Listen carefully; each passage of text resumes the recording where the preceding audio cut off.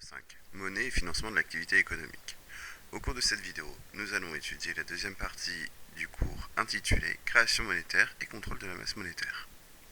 Nous nous intéresserons aux sources de la création monétaire, puis nous verrons le contrôle de la masse monétaire par la Banque centrale, et enfin nous nous intéresserons au rôle de la Banque centrale européenne. Intéressons-nous aux sources de la création monétaire. Les banques sont considérées comme sources de création monétaire.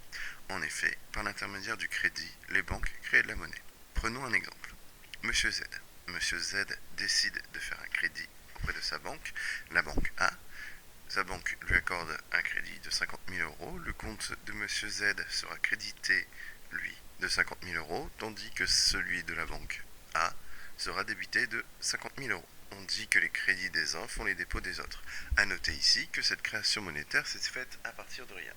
On parle alors de création monétaire ex nihilo. Quand M. Z remboursera son crédit, le compte de la banque A sera crédité de 50 000 euros et le compte de M. Z sera débité de 50 000 euros. Les deux comptes seront à zéro. Le remboursement du crédit a entraîné une destruction monétaire.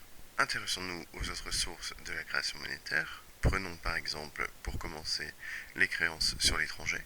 Les créances sur l'étranger peuvent s'effectuer par l'achat de devises à l'étranger. Ces achats de devises à l'étranger se font par l'intermédiaire d'un taux de change. Prenons par exemple les euros contre des dollars, dans le cas où 1 euro vaut 1,20 $. Un individu qui décide de s'acheter des dollars verra son compte en dollars crédité de 120 $. Il y a eu une création monétaire par l'intermédiaire de cet achat de devises. L'autre source de la création monétaire peut prendre la forme de créances au trésor public. Les créances au trésor public correspondent aux bons du trésor émis par les États, qui correspondent plus précisément à des titres de dette émis par ces États pour se financer.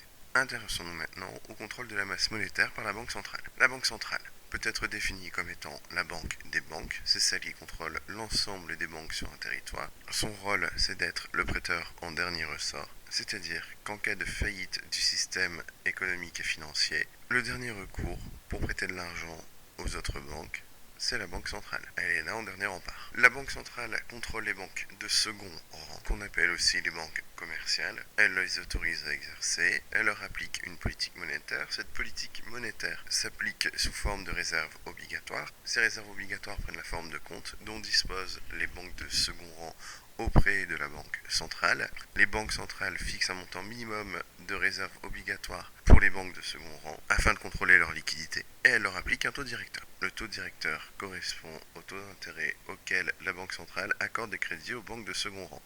Plus il est élevé, plus elle accepte de leur fournir des liquidités. Moins il est élevé, moins elle accepte de leur fournir des liquidités, ce qui impactera au final le client de la banque. Intéressons-nous au dernier point de cette vidéo, le rôle de la Banque centrale européenne.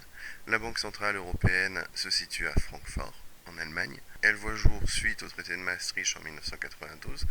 Elle entre réellement en fonction en 1998, prend pleinement ses fonctions à partir de 1999 et 2002, date de l'entrée en vigueur de l'euro. Elle établit la politique monétaire de 19 pays membres de la zone euro. Elle gère le taux de change avec l'extérieur, c'est-à-dire avec les pays qui ne sont pas de la zone euro. Son objectif principal dans les traités, c'est de lutter contre une inflation excessive. Elle vise un objectif de 2% par an, pas plus. La lutte contre l'inflation s'explique en partie par l'hyperinflation allemande des années 30, mais aussi par une peur d'une inflation incontrôlée. Cette peur de l'inflation se justifie par la théorie quantitative de la monnaie. La théorie quantitative de la monnaie a été énoncée sous forme d'équation par Irving Fisher. Cette équation se présente sous cette forme: M multiplié par V égale P multiplié par T.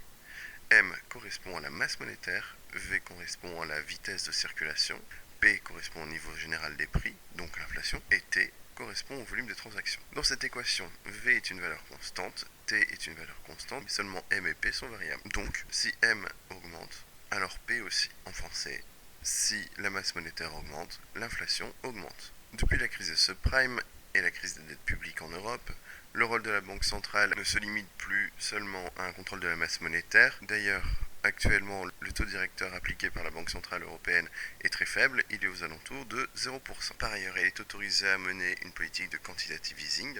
Cette politique de quantitative easing correspond à l'achat de titres de dette publique par l'intermédiaire des banques de second rang. Plus clairement, la Banque centrale européenne rachète des titres de dette publique aux banques de second rang pour renflouer les caisses des États en difficulté financière. Voilà pour cette vidéo.